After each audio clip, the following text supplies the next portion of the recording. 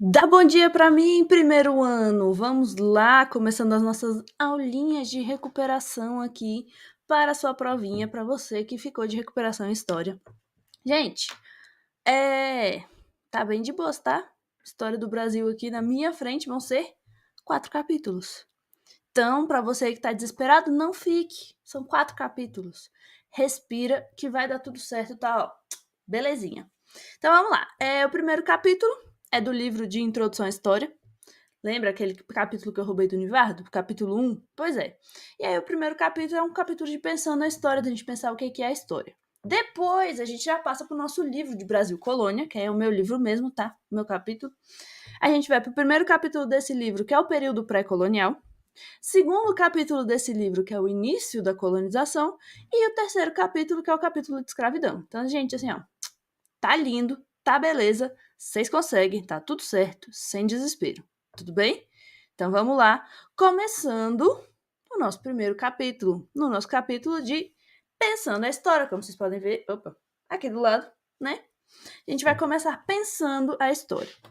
Primeira coisa pra gente pensar a história é a gente decidir, né, o que é a história. Afinal de contas, para saber, né, para pensar a história, a gente tem que primeiro saber o que ela é. Gente, a história, definição aqui do Mark Bloch, esse historiadorzinho bem aqui, a história é o estudo do ser humano ao longo do tempo, né? Através do tempo. Então, para ter história, a gente precisa de dois fatores. A gente precisa de ser humano e a gente precisa de tempo. E aí, os seres humanos produzem coisas, né? Elas deixam coisas para trás. E tudo aquilo que o ser humano produz é história. Então, tudo aquilo que o ser humano faz, tudo aquilo que o ser humano pensa, a gente considera história e é objeto de estudo do historiador. Só que assim, eu, como historiadora, não tenho como ler mentes. Eu não tenho como saber o que vocês estão pensando sem vocês me falarem, sem vocês botarem em algum lugar. E aí, para isso que entram as fontes históricas, tá bom? Então, todo ser humano que modifica o ambiente à sua volta está fazendo história. Então, vocês, nesse momento aqui, ó, lendo minha aula, anotando, que eu sei que vocês estão anotando, eu sei que vocês estão escrevendo, né? Pausa o vídeo aí para copiar o slide. Você está produzindo fonte histórica. Esse seu caderninho, essas suas anotações, são fontes históricas. Seu resumo, seu mapa mental, enfim, o que te ajudar a estudar, é uma fonte histórica, é uma coisa para ser estudada pelo historiador. E aí essas fontes históricas podem ser documentos, podem ser pinturas, pode ser foto, pode ser prédio, escultura, enfim, até mensagem de WhatsApp, aquele áudio que você manda, aquele áudio de bom dia que a sua avó te manda todo dia, é uma fonte histórica, tá bom? Só que pensa comigo, são 8 bilhões de pessoas no mundo. 8 bilhões de pessoas produzindo fontes históricas, mandando mensagem, fazendo desenho, fazendo pintura, enfim, todos os dias. Então, gente, é muita fonte histórica, é muita coisa. E aí, quem que organiza isso tudo? Quem que organiza isso tudo é a pessoinha, o historiador. E aí, gente, esse historiador, ele junta essas fontes históricas para produzir alguma coisa mais fácil de ser estudada, mais fácil de ser entendida, né? Então, por exemplo, se eu quiser estudar o uso de emojis na internet, comparar o início dos anos 2000, ali o MSN, eu sei que vocês estão novos demais para o MSN, mas enfim, era o WhatsApp da época. Então, você comparar ali o uso de emojis no começo dos anos 2000 com o uso de emojis agora em 2025, né? Ou então comparar entre gerações, você vê, e como é que geração Z usa emoji, como é que geração Alpha usa emoji, é diferente dos millennials, é diferente dali da galera dos baby boomers, geração X, enfim. E aí você quer estudar o uso de emojis na internet. A gente tem milhões de mensagens sendo mandadas com emoji ou sem emoji todos os dias. E aí o historiador ele vai precisar ali, né, estudar essas mensagens e vai ter que escolher qual mensagem que ele vai usar, quais mensagens ele não vai usar. O que é relevante para essa pesquisa, o que não é. Então vai ter aí um processo de selecionar. E se a gente parar para pensar, o historiador, a vivência do historiador influencia nessa pesquisa histórica. Porque, por exemplo, alguém do século XV não podia estudar sobre emojis, porque os emojis não existiam. Se a gente pensar ali no período de Pedro Álvares Cabral, século XVI, não existia emoji. Como é que você vai estudar o uso de emojis? Nessa época você não vai. Um historiador do século XVI não ia estudar emoji. Hoje em dia dá para estudar, por quê? Porque eles existem. Antigamente eles não existiam, tá? Então o tempo, o meio e até mesmo as vivências do próprio historiador vão influenciar ali o que ele está estudando, como é que vai ser feita essa história, tá bom? E aí tem um textinho, na verdade é um texto, mas também é um TED Talk, é um videozinho, uma obra do Paz, inclusive, que é O Perigo da História Única, da Chimamanda Adichie. E aí, gente, ela fala, né, nesse TED Talk, do perigo de você contar uma história só, do poder da história. Se a gente olhar ali mais para frente, a gente vai falar dos povos indígenas brasileiros, a gente vai falar de arte indígena e coisas assim. Se a gente parar para pensar, essa história desses povos indígenas não ser contada até muito recentemente, às vezes você pergunta para os pais de vocês coisas sobre história indígena, eles não vão saber, é uma forma de poder. É uma forma de você usar a história ali para a sua vantagem ou a sua desvantagem. Então é uma forma ali, um uso da história que envolve poder. Envolve você contar a história daquela pessoa do seu jeito, do jeito que você queria.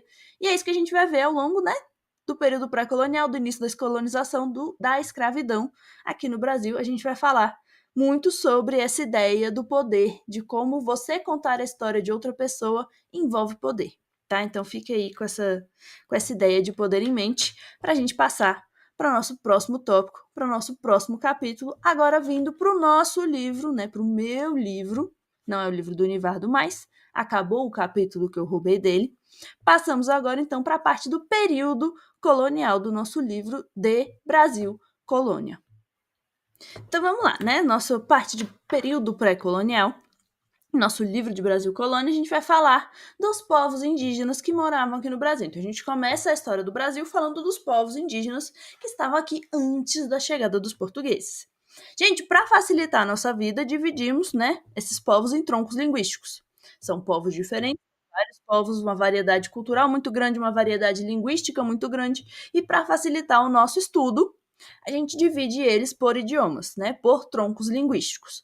Aí vocês olham na minha cara e falam, Júlia, o que é um tronco linguístico? Não é mesmo?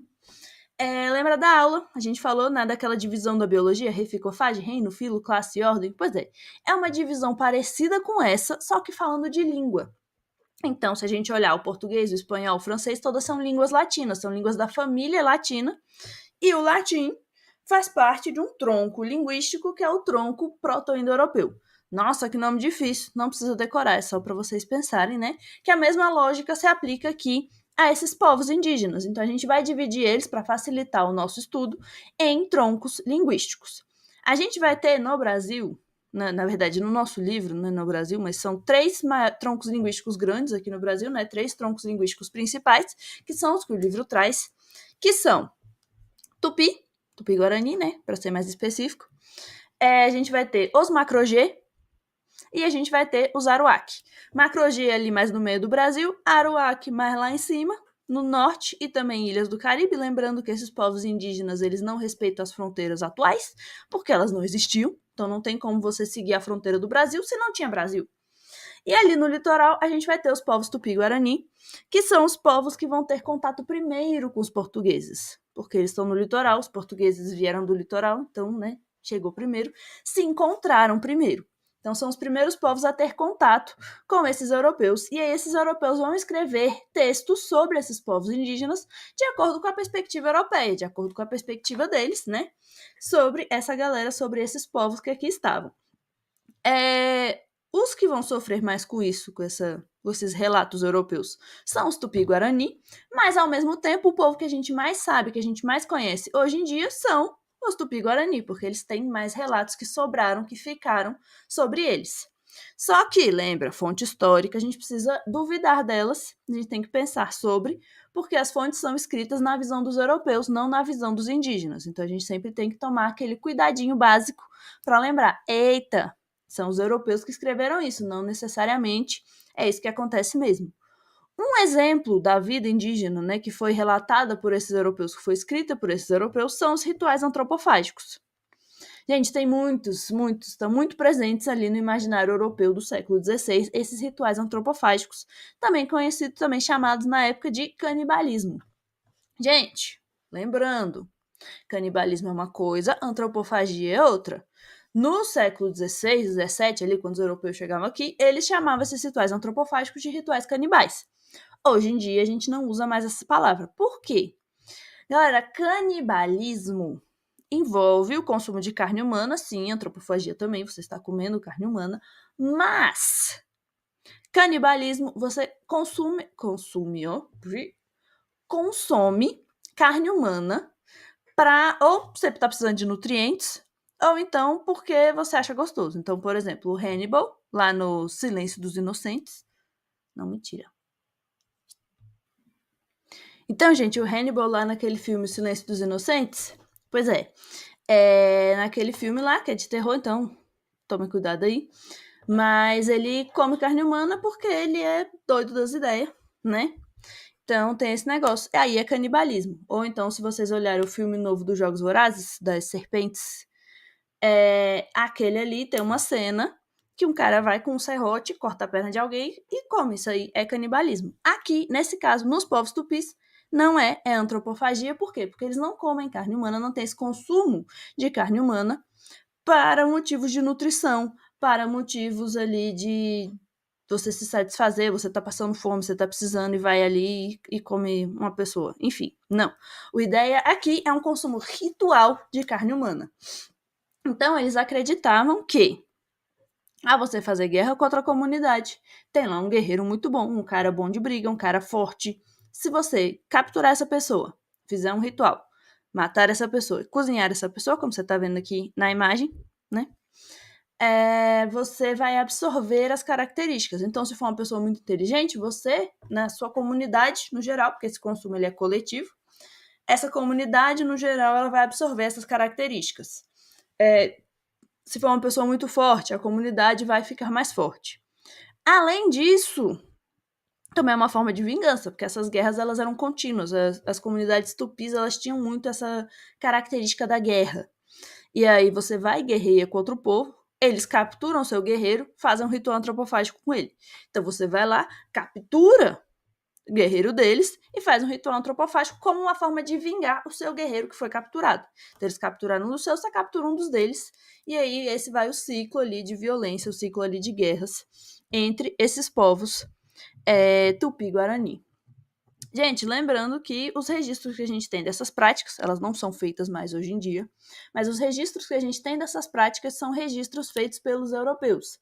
Então, eles têm ali um viés muito europeu, aquele negócio que a gente falou da história única, né? Trazendo de volta essa lógica da história única, a gente tem esse pôster aqui de arte no Brasil, uma história de 5 séculos, ou seja, 500 anos de arte no Brasil. Gente, o que esse pôster está falando? Que arte indígena não é arte. Então a gente não considera aquilo feito pelos indígenas como arte brasileira. Se a gente olhar as urnas marajoaras, que inclusive também é obra do Paes, se a gente olhar as pinturas rupestres, nada disso é considerado como arte nesse pôster aqui de arte no Brasil. Então, gente, história é poder. Como você conta essa história, é poder. Você excluir essas pessoas indígenas da história do Brasil, da história da arte do Brasil, da história enfim, da formação do povo brasileiro, tudo isso envolve poder, ok? Vamos ter também o encontro com os europeus, né? Esses portugueses vão chegar em 1500 aqui no Brasil, e eles não se interessam muito pela colonização, não. Eles estavam ganhando muito dinheiro com a Índia, né? Aquele comércio de especiarias com o Oriente. Aqui não tinha ouro, não tinha metais preciosos, que é o que eles estavam procurando. Ia dar muito trabalho desenvolver essa terra. Eles falaram, não, a gente está ganhando dinheiro com outra coisa, deixa aí. Deixa essa terra aí, a gente fala que é nossa, vai pegando para o Brasil de vez em quando, para vender, para ganhar dinheiro, mas enfim. E aí, em 1530, começa a ter franceses vindo aqui pro Brasil. Porque a França não estava ganhando dinheiro com o comércio no Oriente, gente. A França não estava ganhando dinheiro com essas especiarias. E aí os franceses olham e falam, tem pau-brasil ali, dá pra gente ganhar dinheiro com aquela colônia, com aquele território. E aí começa a ter uma presença maior de franceses aqui no Brasil. E aí o rei de Portugal, com medo de perder essas colônias, ele cria as capitanias hereditárias. Gente, as capitanias hereditárias não são uma coisa nova, não foi uma coisa que, meu Deus, veio da cabeça dele, não. Eles já tinham feito isso em Cabo Verde, que é uma ilha no Atlântico, que foi uma das primeiras colônias ali do Império Português. Essas capitanias hereditárias aqui no Brasil não deram certo, porque elas eram uma empreitada privada, né? Eram os capitães donatários, que eram nobres portugueses, que tinham que investir dinheiro, só que a maioria desses capitães donatários não tinha dinheiro ou não estava interessado de atravessar o mundo para vir aqui para o meio do mato para desbravar uma nova terra. Tá? Eles não tinham aí esse interesse. E aí a capitanias hereditárias não dão certo, não funcionam. Só que a gente passa, né, continua com esse problema dos franceses, então o rei de Portugal vai tentar uma nova estratégia. E aqui a gente começa realmente a colonização do Brasil por parte dos portugueses. E essa colonização a gente já começa com o governo geral. Gente, governo geral, objetivo: controlar a colônia, né? Ocupar efetivamente esse território, acabar com as revoltas indígenas, porque, né, eles estavam vindo para cá e os indígenas não gostaram muito disso. E também acabar com as invasões estrangeiras, acabar com esses franceses vindo aqui para a costa do Brasil, tá bom? Então a ideia do governo geral é essa: você ter um membro do governo português, governador geral, que funcionaria tipo como um representante do rei aqui no Brasil. Ele vem para cá para organizar ali como é que está sendo essa colonização dessa colônia, para, né, fazer realmente com que o negócio fosse para frente, porque as capitanias hereditárias não deram certo. Isso quer dizer que as capitanias hereditárias deixam de existir? Não. Elas continuam existindo, só que agora elas têm um chefe a mais, que é o governador geral. Ele está aqui para fazer essa ponte entre os capitães donatários e o rei de Portugal, tá bom? Além disso, o governador-geral era uma organização ali geral mesmo de toda a colônia. No local, ali nas cidades, as vilas, a gente vai ter uma organização que é a Câmara Municipal. Gente, essas câmaras municipais, elas são tipo as câmaras municipais de hoje em dia mesmo, onde ficam os vereadores. Cada cidade ali, cada município tinha uma, então as pequenas vilas e as cidades brasileiras que vão surgindo aos poucos vão ter câmaras municipais. Só que essas câmaras municipais não eram só do poder legislativo, elas não faziam só leis, resolviam leis, via o que mantinha, via o que não mantinha. Elas também podiam criar tributos, ou seja, impostos. Elas julgavam crimes leves, faziam parte ali da organização urbana daquela vila, daquela cidade, combatiam resistência indígena, perseguiam escravizados fugidos e tinham ali um contato direto com o rei e as autoridades portuguesas. Esse modelo de Câmara Municipal já era usado em Portugal antes de ser usado aqui no Brasil. Então não é uma coisa nova, os portugueses não estavam tirando assim as coisas do nada, falar, olha só, vou fazer isso, tive uma ideia. Não, eles estavam usando técnicas que eles já tinham usado, né? Eles estavam reciclando coisas ali para essa organização da colônia brasileira, tá bom? Então essas câmaras municipais serviam aí para esses vários motivos listados aqui do lado: criação de leis, criação de tributos e perseguição de escravizados fugidos e de acabar com revoltas indígenas. Além disso, a gente tinha outra instituição, não só a coroa portuguesa, muito interessada com aqui o nosso Brasilzinho, que era a Igreja Católica. A Igreja Católica estava precisando de seguidores, né? Eles estavam precisando de fiéis, e aí eles mandam para cá uma ordem, que é a Companhia de Jesus, né? São os jesuítas, para vir aqui catequizar os povos indígenas e, entre aspas, civilizar eles, ou seja, ajustar esse modo de vida dos povos indígenas ao modo de vida europeu, ao modo de vida português, tá? E aí, gente, temos aqui brigas, conflitos entre esses jesuítas e os colonos. Por quê? Por causa da mão de obra. Gente, você quer desenvolver aqui a colônia. Para você desenvolver a colônia, você precisa gerar riqueza. Para você gerar riqueza, você precisa de pessoas que trabalhem para gerar essa riqueza, tá bom? E aí os colonos queriam escravizar os indígenas. Porque já estava lá, era mais fácil, era mais tranquila. Quem estava lá, né, tava ali acessível. Só que, se esses povos indígenas, né, se esses indígenas estivessem 12, 14, 16 horas por dia trabalhando numa plantação de cana, indo para o meio do mato, catar, cortar para o Brasil, os jesuítas não iam conseguir catequizar eles. Então a gente tinha essa briga, a gente tinha aí essa disputa entre os jesuítas, que queriam catequizar os povos indígenas, e para isso eles não podiam ser escravizados, e os colonos, que queriam escravizar os indígenas porque eles precisavam de mão de obra. E aí, nessa briga, a Igreja Católica era muito imponente naquela época, começou a falar na orelha do rei. Além disso, a gente tem outro ponto. Gente, o rei de Portugal ganha dinheiro com o quê? Com tributos, com impostos, né? E aí, pensa comigo. Eles não iam escravizar os europeus, obviamente, porque eles são brancos, eles estão acima disso, digamos assim. Eles se achavam melhores que os outros, então eles não iam escravizar a si mesmos. Sobra quem para escravizar? Os africanos. Portugal já estava passando pela África, eles viram que algumas comunidades africanas tinham escravidão, né? Tinham essa ideia, essa lógica da escravidão, só que era uma lógica de escravidão diferente, era uma escravidão mais parecida com a escravidão na antiguidade, que vocês vão ver ali com o Nivardo, provavelmente na parte de Roma, de Grécia, ele vai falar um pouco de como era a escravidão desses povos. Pode implementar aqui para a África, que era mais ou menos a mesma coisa, serve ali de exemplo.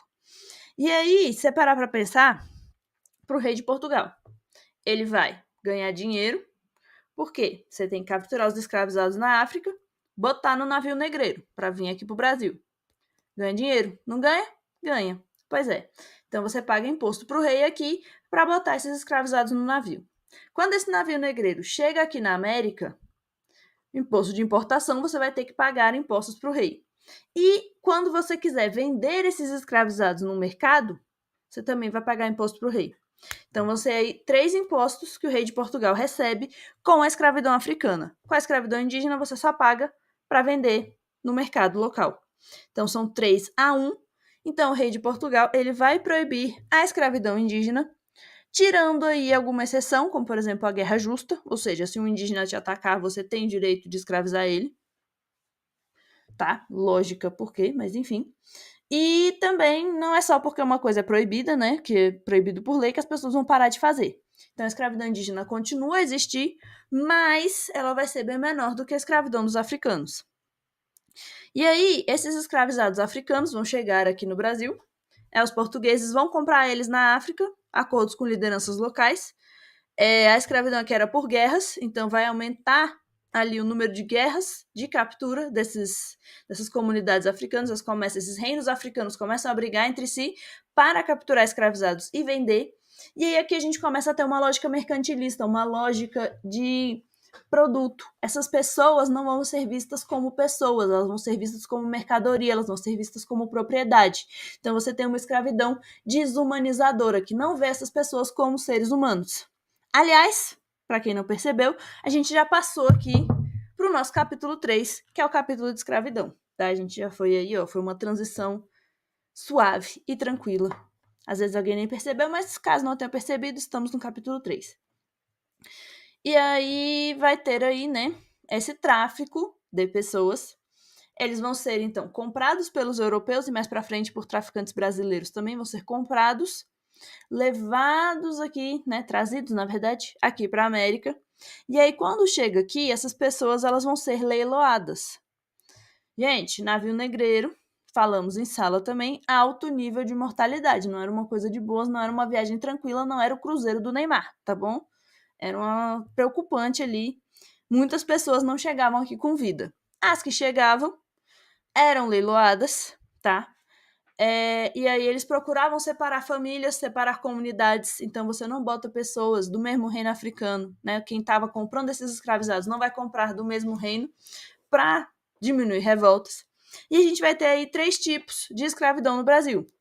A da agricultura, você vai trabalhar ali nas lavouras de cana, principalmente, mais para frente na produção de ouro, na mineração de ouro, depois o café, mas aqui no nosso Brasil colônia a gente vai preocupar mais com a agricultura. E aí essa era a que tinha maior nível de mortalidade, porque se você passar 12 horas no sol, uma hora o câncer de pele vem. Além disso, era uma coisa mais perigosa, assim, você mexer com ferramentas, coisas cortantes, você se machucar, né, ter um acidente era mais comum, mais propício. A gente tem a escravidão doméstica, né? Que aí são trabalhos domésticos mesmo, limpar a casa, lavar a louça, cuidar das crianças. E aí esses escravizados domésticos, eles viviam um pouco mais, era um pouco mais tranquilo. Geralmente você se machucava ou na cozinha ou com punições, né? Como vocês podem ver aqui na imagem. E a gente tem a escravidão urbana, que é mais para prestação de serviços. Então você vai lá, engraxate, camelô, às vezes costureira, enfim, mais coisa de prestação de serviço mesmo. Mas essa escravidão urbana é mais para frente, assim, mas quando a gente for falar do ciclo do ouro, tá?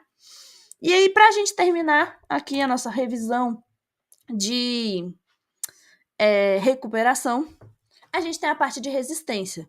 Porque, galera, ninguém vai ser escravizado e falar: ah, não, tá de boa, me escravizou aqui, tá me transformando em objeto, tá me tratando igual propriedade, tá de boa, tá tranquilo.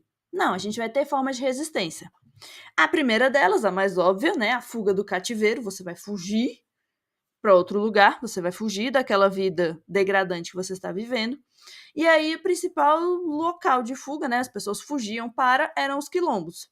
E esses quilombos são um símbolo dessa resistência negra, eles são um símbolo dessa resistência à escravidão. Além disso, a gente vai ter, né, negociação, ameaça fazer revolta, pedir melhores condições de vida, a gente vai ter a destruição, né, destrói às vezes a plantação, destrói os moedores de cana, e a gente vai ter os vínculos sociais e culturais, você manter a sua cultura, você manter a sua família, ou você formar uma nova família, você formar uma nova comunidade, você se manter humano aqui, nessa sociedade que tenta acabar com tudo aquilo, que tenta te tratar como objeto, né? E aí, gente, é dessa preservação de crenças e costumes, dessa preservação da cultura africana, das línguas africanas, que a gente vai ter uma parte significativa da cultura brasileira, né? Se a gente parar para pensar, a capoeira, a feijoada, várias palavras do português vêm de línguas africanas, né, do quimbundo. A gente tem religiões como o candomblé, como a umbanda. Então, tudo isso vai vir dessa resistência, né, dessas pessoas a não se... Como eu posso falar isso? A não se submeterem ali a essa dominação europeia, a esse processo de aculturação, né? Você se manter sendo uma pessoa, não se ver como um objeto. E isso também é uma forma de resistência, ok? Gente, no mais, eu acho que é isso o mais importante, assim, uma revisão bonitinha. Leiam o caderno de vocês, dá uma olhada no livro, se possível, faz um resumo, um mapa mental, enfim, alguma coisa que te ajude ali a lembrar. Lembrando que anotando, quando você anota, você lembra melhor das coisas, tá bom? E anotar à mão. Não adianta digitar, não, que digitar não ajuda muito.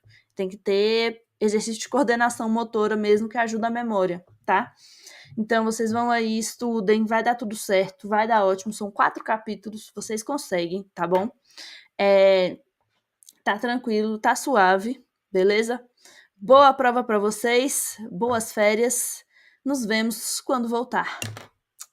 Tchau.